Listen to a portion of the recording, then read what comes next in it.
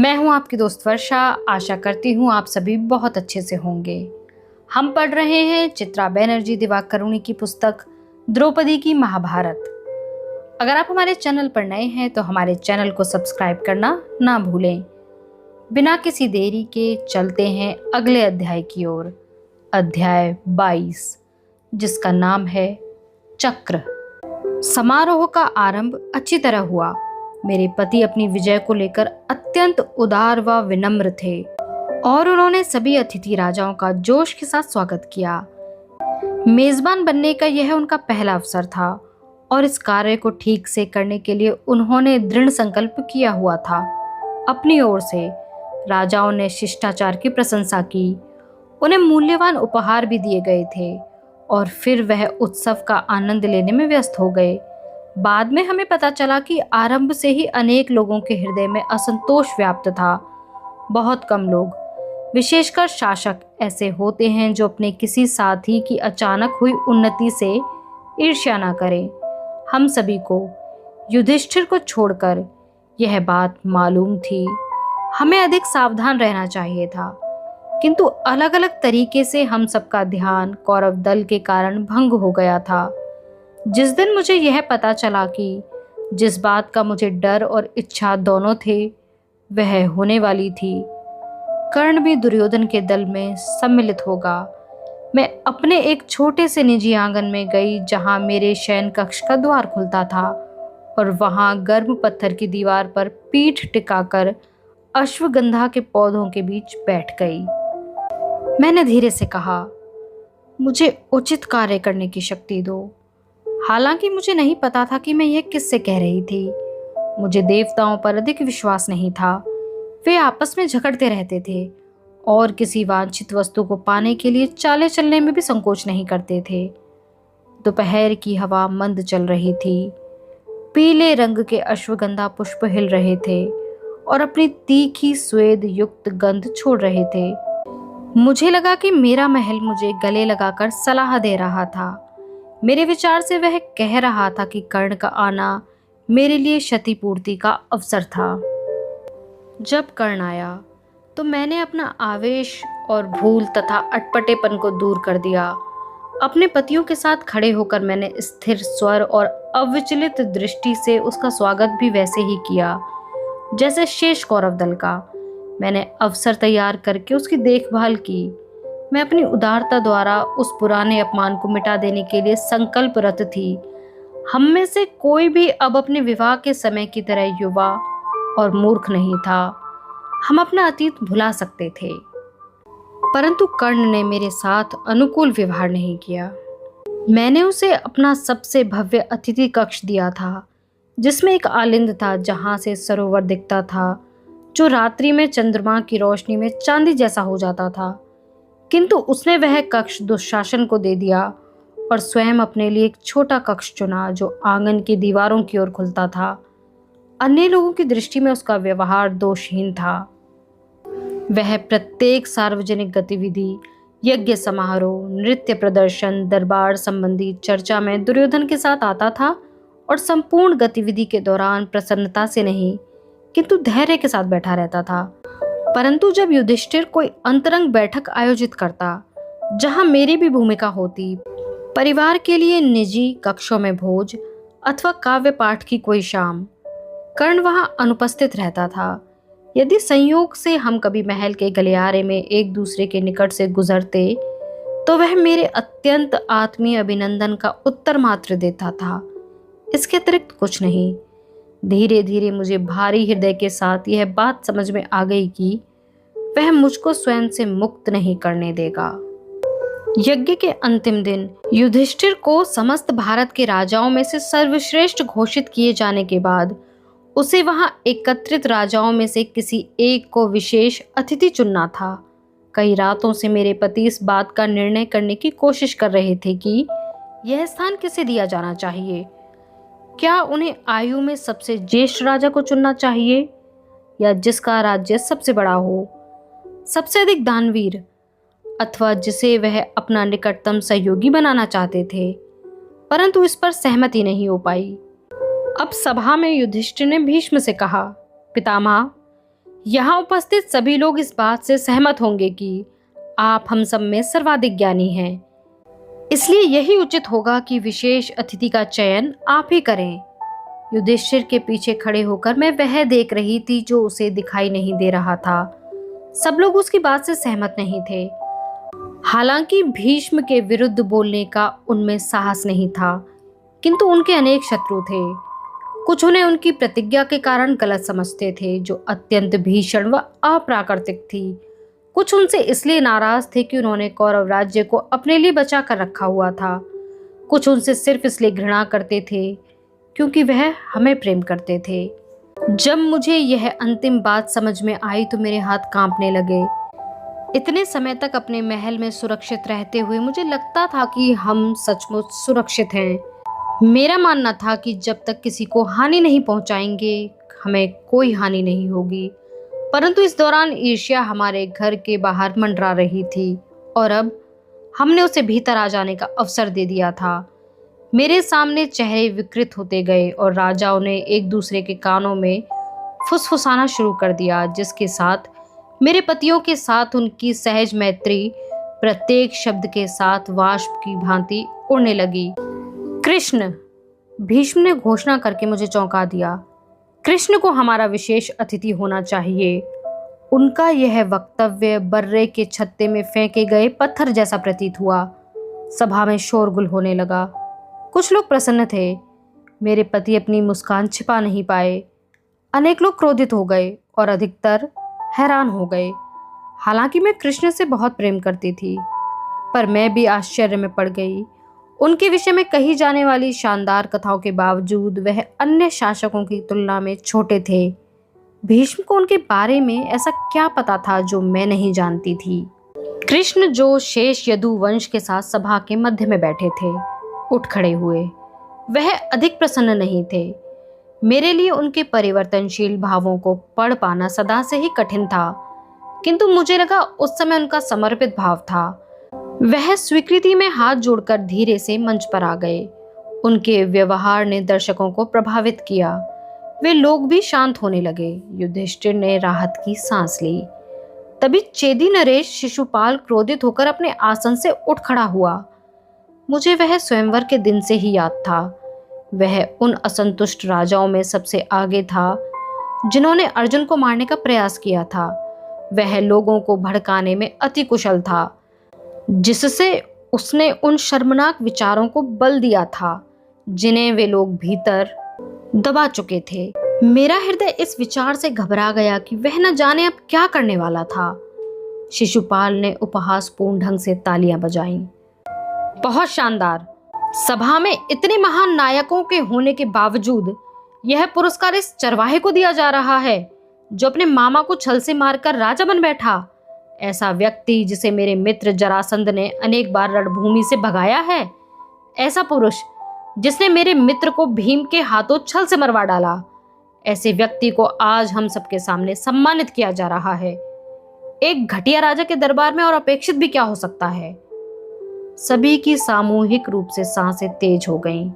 युधिष्ठिर की ओर देखने का मेरा साहस नहीं हुआ। अर्जुन अपनी तलवार पर हाथ रखकर एक कदम आगे बढ़ा। शिशुपाल, भीष्म ने स्वयं को नियंत्रित करते हुए कहा, तुम यहाँ मेहमान हो। हालांकि अपने मेजबान के प्रति होने वाले शिष्टाचार को तुमने भुला दिया है। मैं नहीं चाहता कि पांडवों के ऊपर तुम्हारी हत्या का पाप आए, इसलिए मैं चाहता हूं कि तुम अपने द्वारा कहे गए यह अति अपमानजनक शब्द तुरंत वापस ले लो।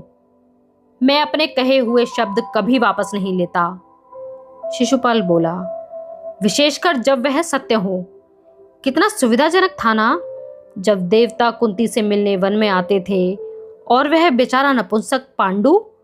और नपुंसक की बात हुई तो क्या आप सभी महान राजाओं ने कभी यह सोचा है कि भीष्म ने वह प्रतिज्ञा लेने में इतनी शीघ्रता क्यों दिखलाई जिससे यह इतना प्रसिद्ध हो गया।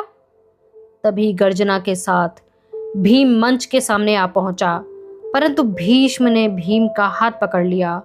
वह अब भी क्रुद्ध नहीं थे। उन्होंने कृष्ण की ओर संकेत किया। कृष्ण के पास तलवार नहीं थी, किंतु कुछ ऐसा था जो मैंने पहले कभी नहीं देखा था। उनके दाहिने हाथ में एक कांटेदार चक्र था। उसकी सतह पर सूर्य की रोशनी चमक रही थी। जिससे ऐसा भ्रम पैदा हो रहा था कि वह चक्र उनकी तर्जनी में तेजी से घूम रहा था।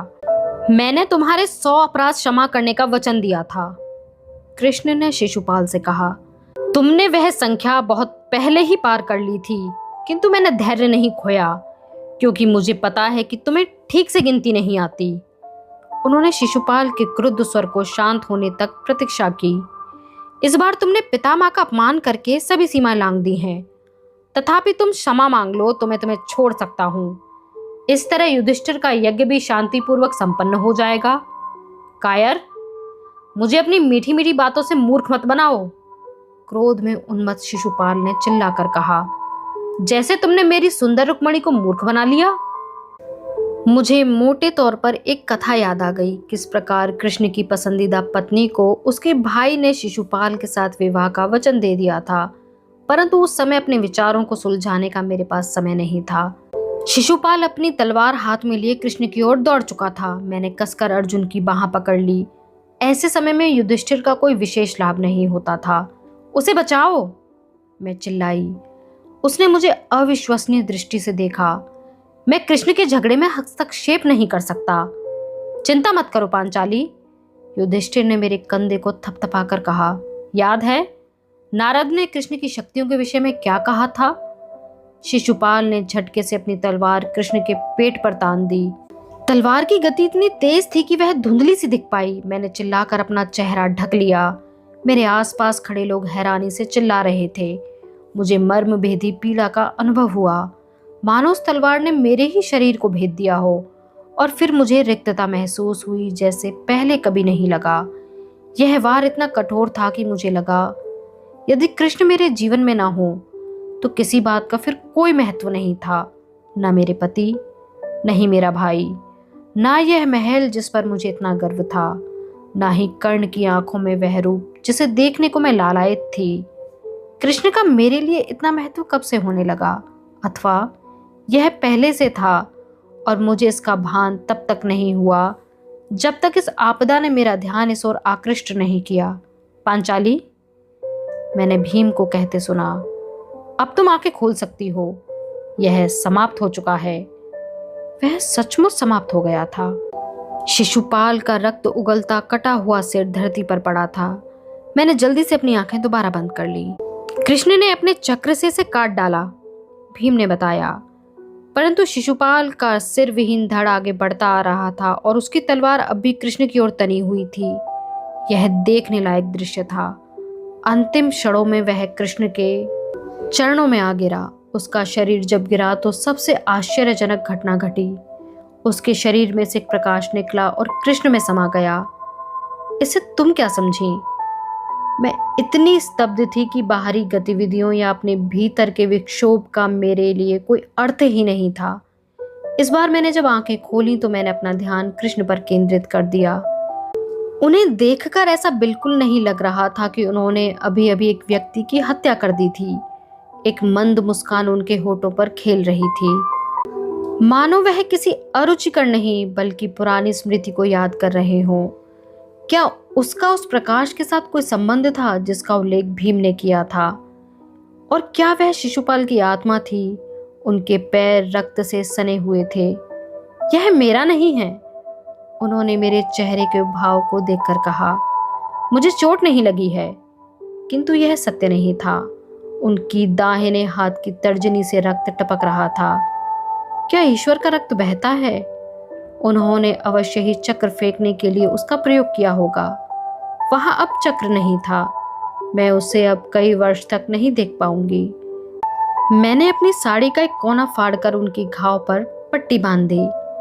तुमने यह मूल्यवान साड़ी खराब कर ली, वह बोले। मुझे तुम्हारे लिए नई साड़ी लानी पड़ेगी, हालांकि वह इतनी अच्छी तो नहीं हो सकती। आखिरकार मैं एक छोटा सा राजा हूं। मैंने स्तब्ध होकर उनकी ओर देखा और शर्म से लाल हो गई। क्या उन्हें कर्ण समेत मेरे उन विचारों का भी पता था? राजागण अपने आसनों से उठ चुके थे। कुछ गुस्से से विरोध कर रहे थे, कुछ ने अपनी तलवारें निकाल ली थी। मुझे लगा मैंने सभा में नारद को एक कोने में बैठे देखा और उनके चेहरे पर भय व सुख के मिश्रित भाव थे। दुखित युधिष्ठिर सबसे व्यवस्था बनाए रखने के लिए कह रहा था। मेरे अन्य पति भी दर्शकों के बीच जाकर उन्हें शांत करवाने का प्रयास कर रहे थे। क्या वह कर्ण था जो अपने हाथ उठाकर उनकी सहायता कर रहा था?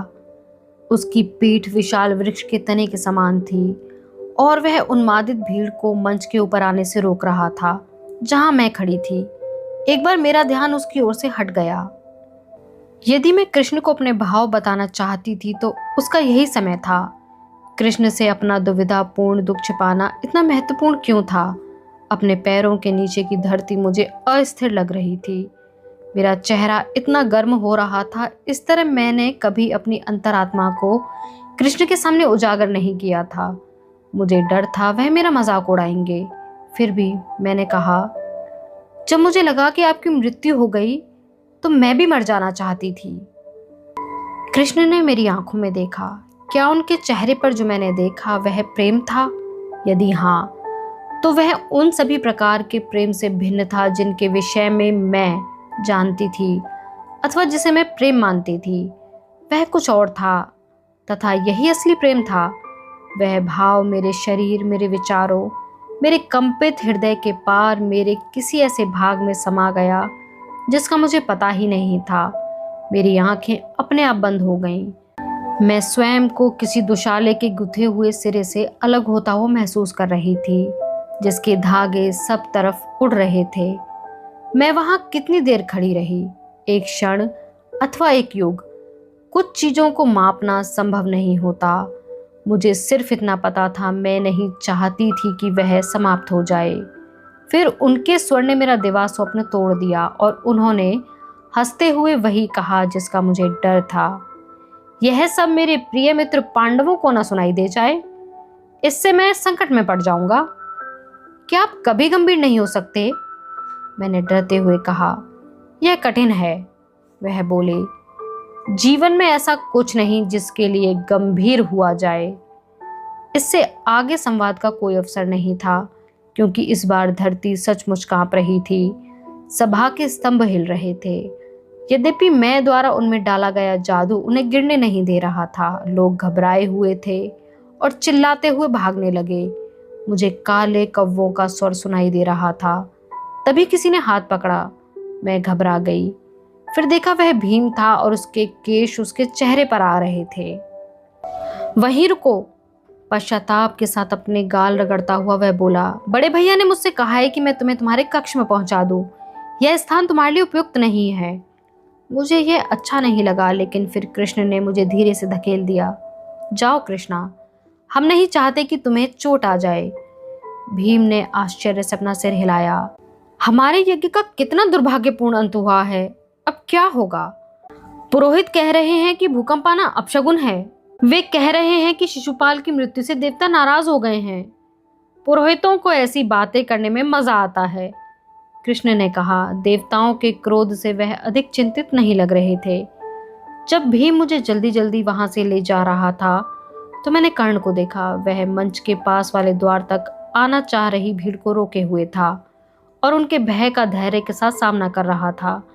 जब उसने देखा कि मैं भीम के साथ सुरक्षित हूँ, उसने भीम को देखकर रुखाई से गर्दन हिलाई और वहां से जाने लगा। मैंने अपनी संपूर्ण मानसिक ऊर्जा उसकी पीठ पर केंद्रित करते हुए उसे धन्यवाद दिया और इच्छा की कि वह एक बार पलटकर मुझे देखे। मुझे पता था कि उसे मेरी इच्छा का बल महसूस हो रहा था। यहाँ तक कि भीम ने भी मुझे देखा और उसकी भवें दुविधा से मुड़ गईं। परंतु कर्ण चला गया। उसकी चाल इतनी स्थिर थी मानो मेरा कोई अस्तित्व ही नहीं था। आज की वीडियो में बस इतना ही। मिलते हैं अगली वीडियो में अगले अध्याय के साथ। तब तक हमारे साथ बने रहिए।